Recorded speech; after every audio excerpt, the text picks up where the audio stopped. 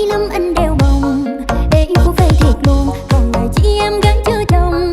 Lên đến như bèo trôi, trời cho em những kiếp mà hồng. Anh mà thương thiệt đi, em làm cho anh sẽ là chồng. Thấy em dễ thương không, chuyện mà chưa có ai đeo bồng. Mang thì chung tới thôi, là em trao trái tim bằng nồng. Đâu phải ai cũng như ai, để nhiều sẵn tham phố phù vân.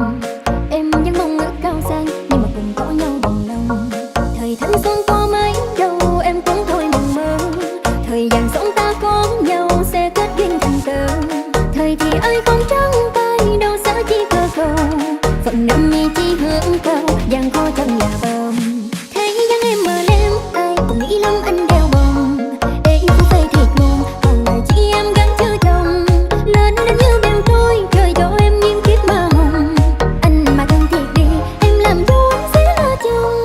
Thấy dáng em Mlem, ai cũng nghĩ lắm anh đeo bồng. Ê cô phải thiệt luôn, còn lại chỉ em gái chưa chồng. Lên đến như bèo trôi, trời cho em những kiếp mà hồng. Anh mà thương thiệt đi, em làm cho anh sẽ là chồng.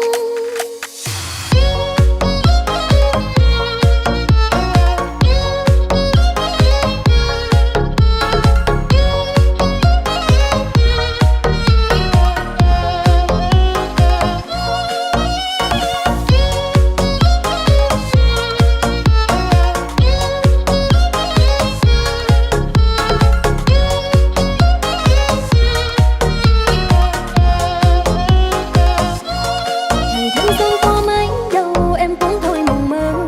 Thời gian sống ta có nhau, sẽ kết duyên thành tơ. Thời thì ai không trắng tay, đâu sẽ chỉ cơ cầu. Phận năm mi chỉ hướng cao, gian khó chẳng là bờm.